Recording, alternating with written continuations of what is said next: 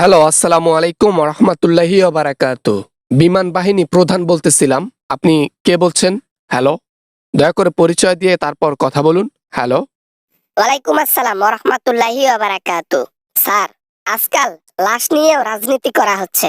আপনারা গোপন করতেছেন সত্যতা। জনগণের কি সেই হকটা নাই স্যার? বলেন দেখি আমাকে। আমরা কোনো লাশ নিয়ে রাজনীতি করতেছি না। এটা জনগণের ভুল ধারণা। আমাদেরকে জনগণ ভুল বুঝতেছে, এছাড়া আর কিচ্ছু নয়। আমরা যা সত্য তাই আমরা বলেছি, মিথ্যা নয়। এত বড় স্কুলের মধ্যে একটা ক্লাসের মধ্যে ন্যূনতম ছাত্র সংখ্যা থাকে 40 থেকে 50 জন। আর অথচ আমাদেরকে বলা হইল শুধু নিহতের সংখ্যা 20 জন। এরকম একটা বিস্ফোরণে আসলে নিহতর সংখ্যা এরকম ভাবে বোঝা যায় না। আসলে প্রথমে 20 জন বাড়াইছে, পরে আস্তে আস্তে সবকিছু উদ্ঘাট হইছে, যার কারণে দেরি হইছে বলতে। আচ্ছা, বাদ দিলাম, এইসব কথা বাদ দিলাম। লাশের সংখ্যা কত সেটাও বাদ দিলাম। আল্লাহ তাআলা গরিবদের হক বিচার করবে, এটা আল্লাহর উপরে ছেড়ে দিলাম। আরেকটা কথা, মন দিয়ে শুনুন স্যার। জি জি, তাড়াতাড়ি বলো, আমার হাতে সময় কম তো। আমি ফ্রি মানুষ না যে তুমি আমার সাথে এরকম ঘন্টার পর ঘন্টা কথা বলতে পারবা। যা বলবা একটু জলদি জলদি বলো, আমি ফোনটা রেখে দেবো, বুঝছো? ঠিক আছে স্যার, ঠিক আছে। আমার শেষ কথা হচ্ছে, যে বিমানটা এরকম ধ্বংস হইল, সেই বিমানটা কত পুরনো? এই বিমানটা কি আপনারা জানতেন যে এনি টাইম নষ্ট হবে? মূলত একটি বিমানের মেয়াদ থাকে হচ্ছে 30-35 বছর। যদি হাই বাজেট থেকে কেনা হয় তাহলে হয়তো 50-60 বছর থাকে, মেয়াদ থাকে।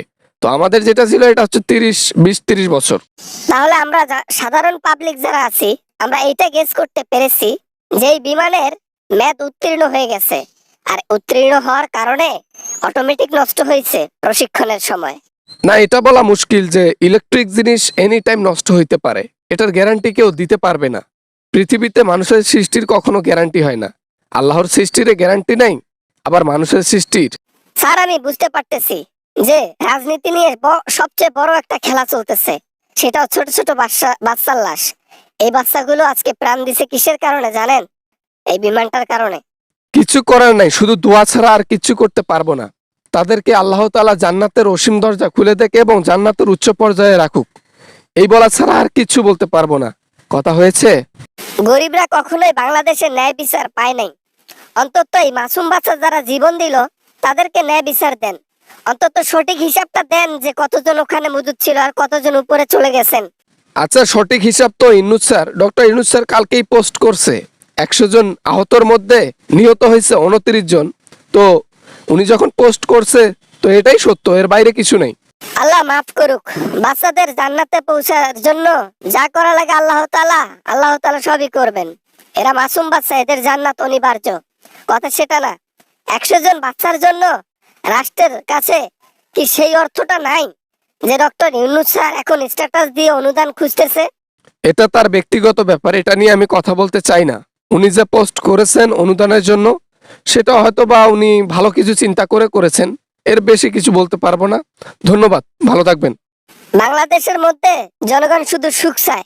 হ্যালো স্যার, রেখে দিছেন? আচ্ছা, শেষ কথাটা বলে দেই।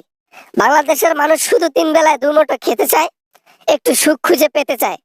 বাংলাদেশের মধ্যে এমন কিছু না হোক যে মানুষ অশান্তিতে থাকুক। আমরাও চাই না বাংলাদেশের মানুষ এরকম অশান্তিতে থাকুক, আমরাও চাই শান্তিতে থাকুক। কিন্তু হ্যাঁ, এখানে কথা হচ্ছে শান্তিতে থাকাটা বড় কথা না, শান্তিতে রাখাটা হচ্ছে বড় কথা। ডক্টর ইউনূস স্যারের প্রতি আত্মবিশ্বাস আছে যে উনি বাংলাদেশের জন্য যা করবেন ভালো কিছু করবেন। আমি শুধু বিশেষভাবে অনুরোধ জানাই, প্রশিক্ষণ বিমান এবং প্লেন যা কিছু রয়েছে সেটা যেন আর শহরের উপর দিয়ে না ওড়ে। ইনশাআল্লাহ এটার জন্য চেষ্টা করা হবে। আমরা এবার চেষ্টা করব নিরালা একটা জায়গার জন্য ট্রেনিং করার জন্য, যেখানে মানুষের বিপদের আশঙ্কা খুবই অল্প থাকবে, 0.0। এই বড় ইনসিডেন্ট, এটা আমাদের সবচেয়ে বড় ভুল। হয়তো আজকে নিয়ম কানুনগুলো যদি ভালো থাকতো, সিস্টেম ভালো থাকতো, প্রশিক্ষণের জন্য আলাদা জায়গা ডিসাইড থাকতো, এতগুলো নিষ্পাপ প্রাণ ঝরে যেত না।